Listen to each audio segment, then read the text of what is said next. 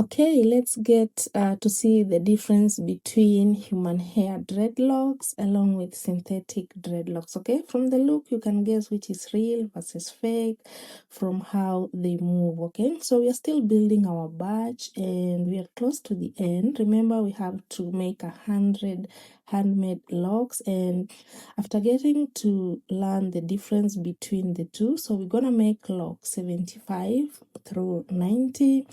And yes, if you guess this to be synthetic, absolutely you got it right. Okay, yeah, on each bundle I have 52 locks on each, and from the look, the structure of these synthetic locks, it lacks the natural shine, the natural movement, and you cannot dye this because of the plastic fiber. That's why it has that stiffy movement. Okay, so as you can see, this is the hair I used to make the synthetic locks. It's made of straight plastic fibers, the way you see.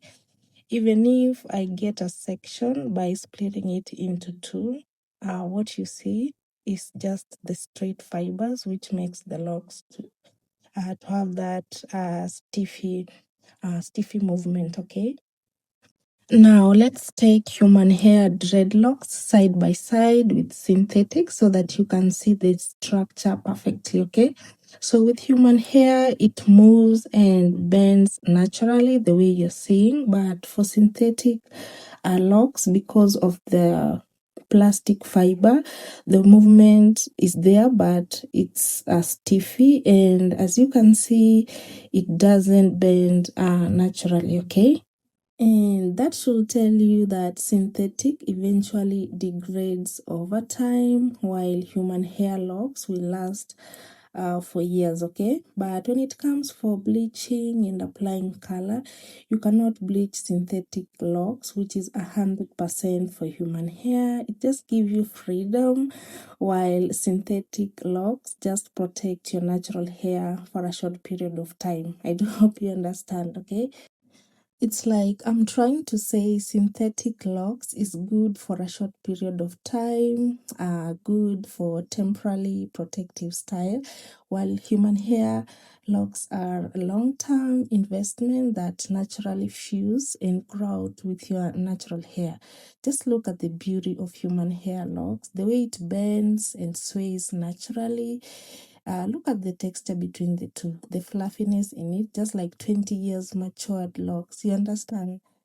Now, here comes 50 grams Afro Kinky Afro bulk human hair, and now we can see the difference between the bulk for synthetic and for human hair. You can see how it's made up of tiny cuticles that makes the locks bounce and bend naturally compared to compared to synthetic bulk. Okay, so I did a squeeze test between the two, and I tried to squeeze them, and as you can see, human hair fluffs back up, but for synthetic it does resist. Okay, and now that brings us to the end.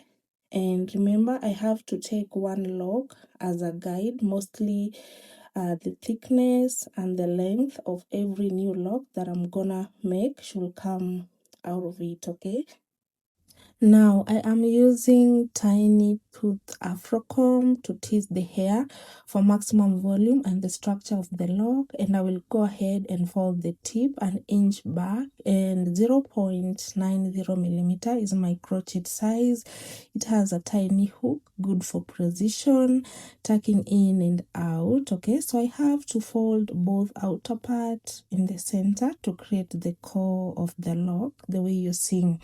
Now look keenly, because most people get lost at this point. Okay, so I'm gonna jab the hair from the top, grab small section of hair, and as the crochet comes out, I'm blocking it with my thumb the way you're seeing, and before it goes in for the second time, I'm twisting over 90 degrees, go in and out. But for the third time, I'm gonna twist fully 360 degrees, and that will help to create tangle inside, creating the base, and that clean cylinder shape. Okay, yeah, that's the main secret that I have for you, because most people struggle to make clean rounded tips of the lock that mimic natural locks. And when you use human hair, it's easy and fast because the cuticles in it just interlock naturally,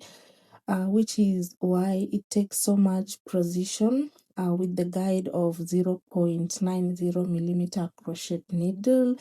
And this is the first lock, remember, so we have 14 more to go, and it's just a repeat process. Okay, yeah, so it's as simple as that. You just need to get used to crafting this, and once you create the base of your lock, you just get the rhythm, and the remaining work that you have is to maintain the tension and effort in and out using 90 degrees and 360 degrees by letting the already formed lock fuse with the new hair to create the lock. Okay, but remember, you periodically need to stop and make sure the new lock that you're crafting, it's the same size and the length with the guide that you have, and that is how you keep them consistent. Okay, and I've been making these handmade locks for over 7 years now,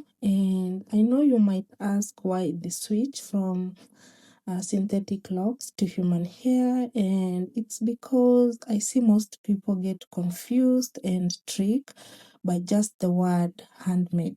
You understand?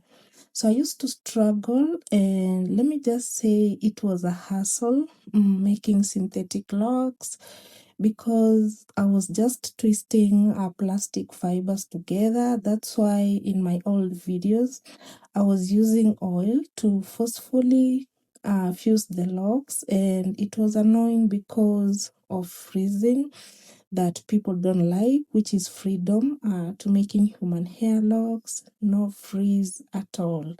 Everything that I mean, everything just fuse naturally the way you're saying, and the work becomes more smooth and addictive. Okay, so whenever you feel too much hair exceed the size of initial hair because of twisting, just stop and stretch the hair to avoid bumps or lumps. Okay, because the goal is to make mature clean locks instantly. Okay, so I get upset when I see online websites how these factory produced logs, but on the description of that particular log they do place a word handmade to win your trust. And since you lack that knowledge, you go ahead and purchase the logs.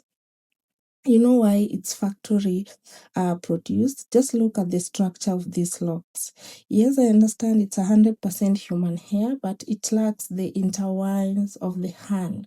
Look at the tip also. It's so thick that you'll need to trim it, and it should be slimless, controlled by hand, that will fuse with your natural hair when you do the installation. Okay, yeah, I am in the middle of the first lock, and as you can see, everything is moving smooth. I'm maintaining the tension and effort, and I'm using this is 14-inch 50 grams Afro Kinky human hair bulk, but because of interlocking in and out, it reduces to 8 inches. So that is a loss that you should consider when you decide to sell this type of locks. And I have to stop, and I love to detangle the hair using my hands as a shortcut, but don't do this. Just use the comb. Okay, so this is the this is the challenge that I do face, because you need to join the new hair together with the lock, and it should fuse naturally without any bumps or lumps, and you just go vigorously in and out so that everything should be straight. Okay, and now we are officially on the final stretch, And I'm so excited for you to see this complete, the first a single human hair locks, and it's absolutely gorgeous. And because I use 100% human hair, it's gonna fall naturally just like real locks. So thank you so much for trusting me. And since the tip exceed the actual size because of the extended extension, it's at this point only that you need the scissors and trim. You're gonna trim in a slanting direction so that it won't become flat, okay? Yeah, once you get to the tip, now you go back over it. As you can see, it has frizz, and this is what most people don't like, okay? So you're gonna go deep in and out rapidly, tucking those tiny hair, and this will fuse the new hair into the core, and that's how you know your structure is solid but not stiff, okay? And remember, you can repeat this process up to 5 times, as long as you don't jab twice in the same hook, because if you do that, it will make your lock rigid, like a pipe, you understand?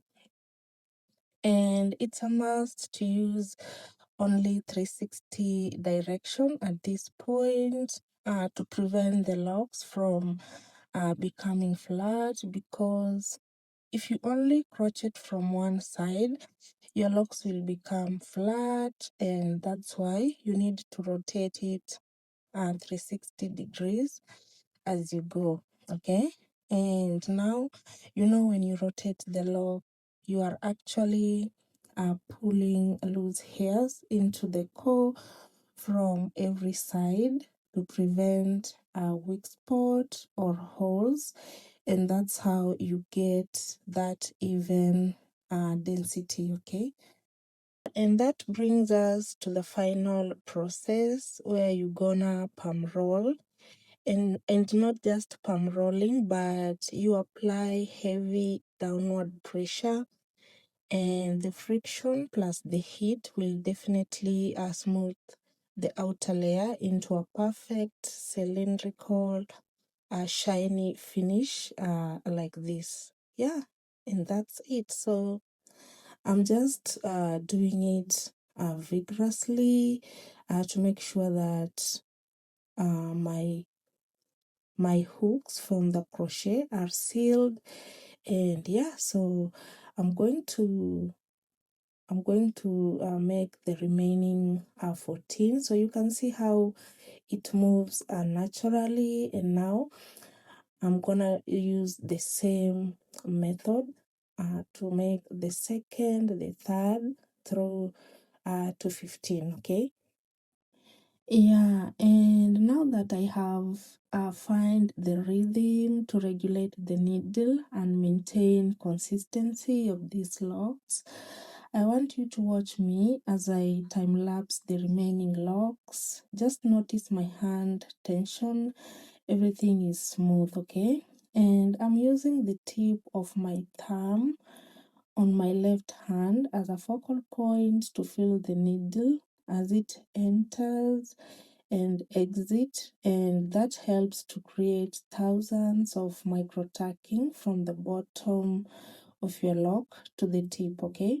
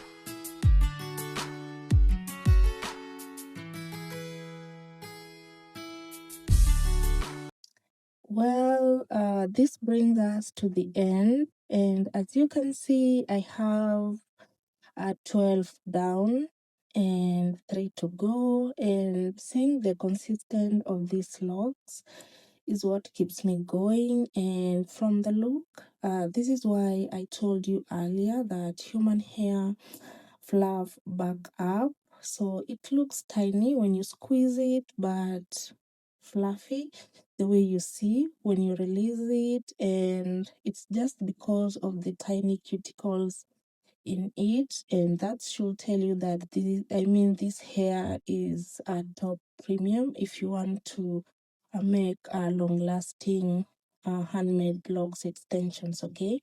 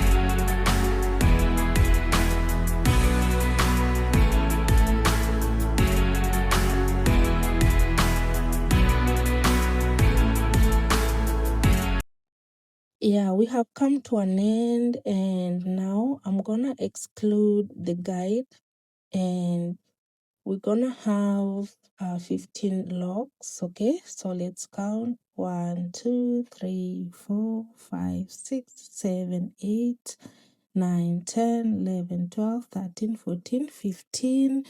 And that wraps up today's tutorial. And using the same tension and precision, you get a flawless professional finish like this.